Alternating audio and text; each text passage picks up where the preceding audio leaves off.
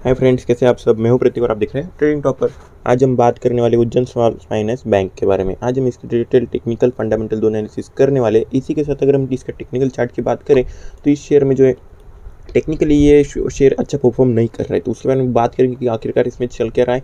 Detail में इसको जानेंगे, सपोर्ट टारगेट दोनों ही आज हम जानेंगे, पब्लिक वोट और मोमेंटम दोनों ही जानने वाले हैं इसी के साथ। अगर हम शुरू करेंगे फंडामेंटल से, तो कंपनी की प्राइस जो है वो कम है, 16.6 की है। बुक वैल्यू से भी कम प्राइस पे भी ये शेयर ट्रेड कर रहा है, ये एक बहुत अच्छी बात है। लेकिन कंपनी पे कर्जा है, ये एक बहुत बुरी बात है। अगर देखिए तो 16,383 करोड़ का कंपनी पे डेप है, 5.16 का इनका डेप्ट इक्विटी रेशियो बन रहा है, तो थोड़ा सा ज़्यादा कंपनी पे कर्जा हमें देखने को यहाँ पे मिल जाएगा। इसी के साथ अगर बात करें आरओसी की, तो आरओसी जो है वो 2.50 है और आरओई है 13.1 माइनस में।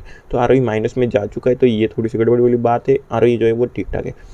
तो ओवरऑल बात ये कि शेयर की प्राइस कम है, लेकिन फंडामेंटल इतने स्ट्रॉन्ग बनते हुए नहीं दिख रहे। लेकिन अगर हम बात करें डेप्थ की, तो अगर हम बात करें ये एक बैंक है, तो बैंक का बिजनेस क्या होता है?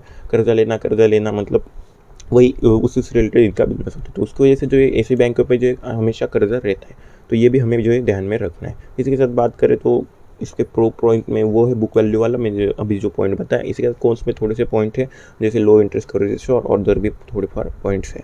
अगर हम बात करें तो 8 नंबर पर रैंक करती है मार्केट कैप हिसाब से। और अगर हम बात करें इनकी इंडस्ट्री की, तो प्राइवेट सेक्टर बैंक में इनकी इंडस्ट्री है। फर्स्ट नंबर पे एचडीएफसी है।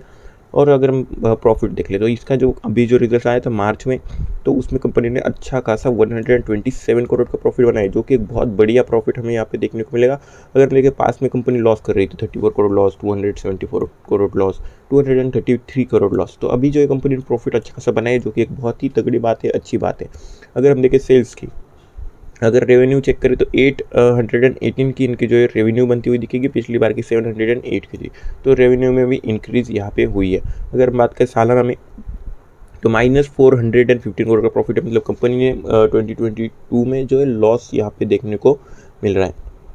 उससे पहले कंपनी ने जो था 8 करोड़ का प्रॉफिट, 350 करोड़, तो यहाँ पे जो है लॉस देखने को नहीं मिल रहा था।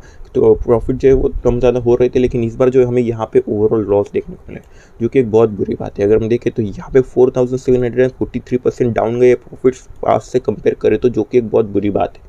अगर हम कंपाउंड सेल्स ग्रोथ की बात करें तो वो 0% से इंक्रीज हुई है, मतलब इंक्रीज नहीं हुई है। 2860, 2830, मतलब कुछ भी यहाँ पे जो है बड़ा मोमेंटम नहीं आया। अगर प्राइस की बात करें तो 44% डाउन गया इसका stock price. Return on equity -30। तो यहाँ पे रेशियो जो है इतने अच्छे नहीं नज़र आ रहे हमें। अगर हम देखें तो all ratios are in negative point, तो ये एक हमारे लिए बुरी बात है। अगर हम आ जाते हैं नीचे, तो कैश फ्लो 222 करोड़ का पॉजिटिव में इनके पास अवेलेबल है। प्रोमोटर्स के पास 83% शेयर्स है, एफआईज के पास 0.40% शेयर्स है, डीआईज के पास जो है वो 0.66% शेयर्स और पब्लिक के पास 15.88% शेयर्स है।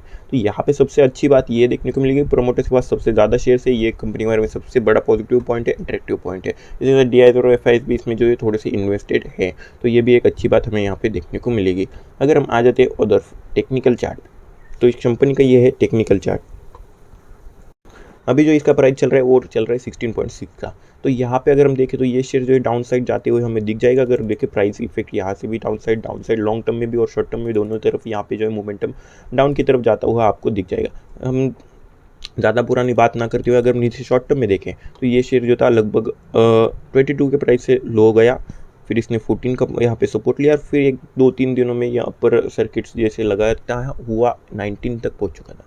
फिर इसने फिर से एक बार डाउन साइड मोमेंटम, तो डाउन धीरे धीरे जाता है। अब जो आता है वो मोमेंटम बहुत जल्द से जल्द आ जाता है, इसमें ऐसा हमें देखने को पता चल रहा है। अगर हम देखें तो सपोर्ट इसने जो पिछली बार बनाया था वो 15.5 का बनाया था, उसके पहले का सपोर्ट है 14.6 का। तो ये दोनों ही सपोर्ट अभी जो नज़दीक है, लगभग 1 रुपीज़ का यहाँ पे डाउन साइड मोमेंटम अगर आता है तो यहाँ पे सपोर्ट देखने को मिल सकता है। मार्केट थोड़ा सा प्रेशर में, उसकी वजह से थोड़ी सी गड़बड़ी यहाँ पे देखने को मिल सकती है। अभी ये डाउन साइड है, लेकिन ये इसका हिस्ट्री अगर चेक करें तो ये जब भी ऊपर आता है तो यहाँ पे मोमेंटम अच्छा खासा यहाँ पे देखने को मिलता है। मोमेंटम अभी तो यहाँ पे बेरिश मोमेंटम है 31 का, क्योंकि डाउन साइड जा रहा है तो मोमेंटम में बेरिश होगा। अगर चेकलिस्ट पे पॉइंट चेक करें तो 15 नेगेटिव है, 10 पॉजिटिव है, तो यहाँ पे भी थोड़ी सी डाउन है। लेकिन अगर हम एनालिसिस चेक करें तो 9 एनालिसिस यहाँ पे किए गए, उसमें से 4 एनालिसिस स्ट्रॉन्ग बाई की तरफ है, 1 एनालिसिस बाई की तरफ है। तो ज़्यादा एनालिसिस जो है वो बाई की तरफ वोट कर रहे हैं। 9 में से 5 एनालिसिस जो है वो बाई की तरफ है, 1 होल्ड की तरफ है, 2 सेल की तरफ है, 1 स्ट्रॉन्ग सेल की तरफ है। तो यहाँ पे ओवरऑल वोट जो है वो बाई की तरफ आता हुआ हमें दिख जाएगा, जो कि एक अच्छी बात है कि एनालिसिस बाई की तरफ कह रहे हैं। अगर बायर कोई इस शेयर में है तो उनके लिए ये एक पॉजिटिव बात हमें देखने को मिल जाएगी।